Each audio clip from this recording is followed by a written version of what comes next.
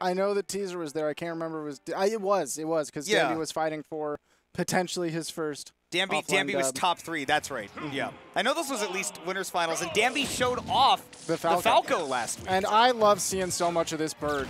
I love seeing so much of this bird. Yes, you do. You love some Falco. I do love me some Falco. I want to throw it out there that earlier Beastly wanted me to call Chef lame.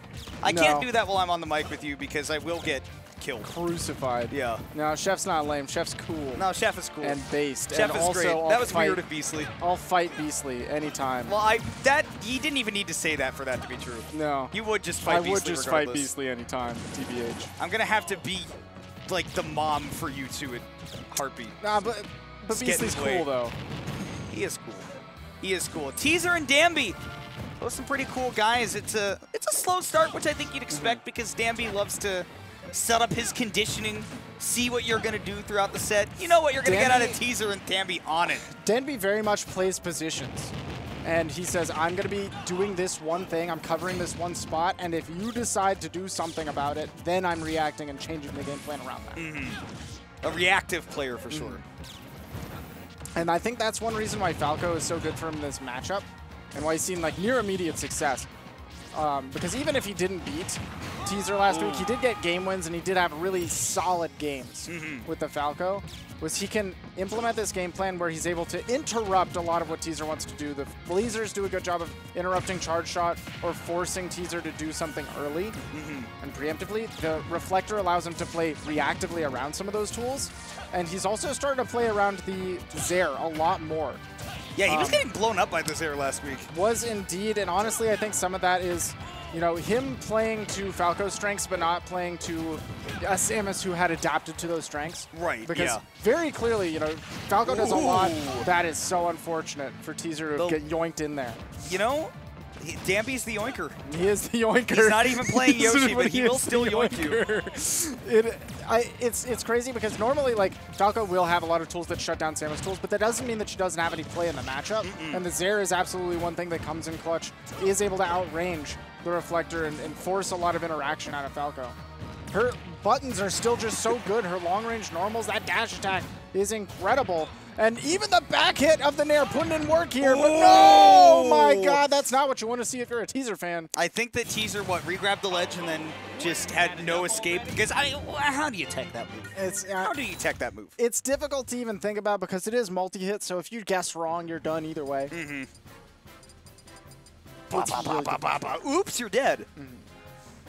But just getting clipped by the last hit is going to push us into a game 2 with Samus having to make the adjustments. Teaser having to make some changes. And again, I think we saw this earlier, that Teaser's not 100% on his A game, which really says something about Teaser that he's this far in a stacked bracket without being on his A game.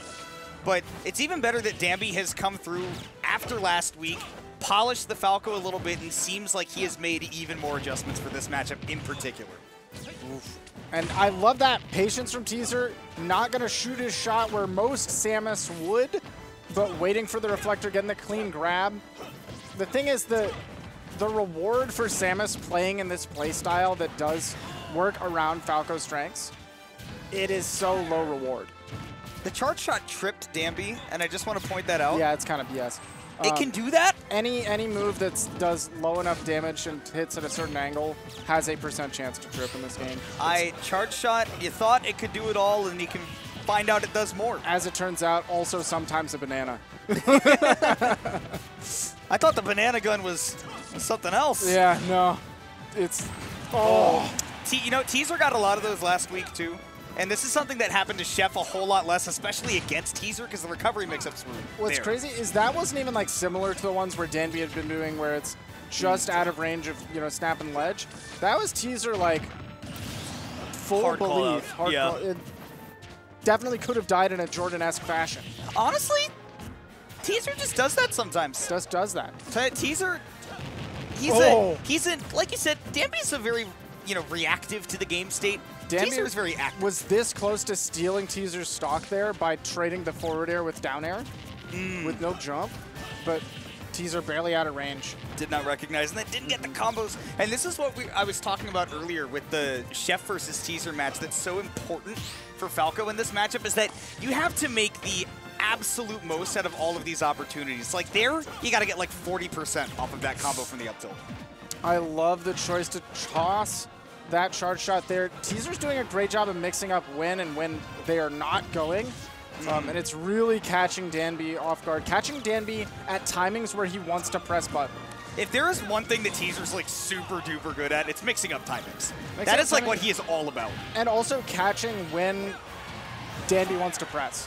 Whether it's something that's normally non-committal like laser or you know what have you. The pump fakes are just crazy. Oh, you got mixed. Absolutely toasted. You know, you can say what you want about how good of a move charge shot is, but at least it looks cool. You know, visually it is appealing. I will give you that. Especially when he starts juking you. No jukes now, though. It's a full charge shot, which Teaser almost never actually wants. No. In fact, I think tossing it there just to get rid of it. Tech, in a situation where normally he would have been actually really rough without getting hit there. Danner does get the confirm, though. Danbi taking it to last stock. Potentially setting up a nice 2-0 lead. Teaser going to try to stifle that real quick. Even things up. That's no jump. That is no jump, but the backer doesn't reach. Didn't make it. No, he did make it, and he didn't tech the up B. Teaser, it's Teaser, sit back down. It's not over yet. Teaser, please. No, surely he'll sit back down. I think he's just walking it off, right? No, Chef sat down. That's a best of 5, isn't it? Is that not best of 5? Was that? Oh, that was semi. It is best of 5. That's. So that's gonna be it. All right. Teaser is out. Sometimes you get beat by your opponent's counter pick and decide that you don't want to play the game anymore. So, you know, Teaser has been prone to tilting before. Yeah. I'm not gonna say that this surprises me, which is fine. Yep. Show your character, right? If you're not having fun with the game, you don't have to play. The end you're of not that game, beholden to it. The end of that game would also literally tilt me out of the room because he had the perfect setup, had the back.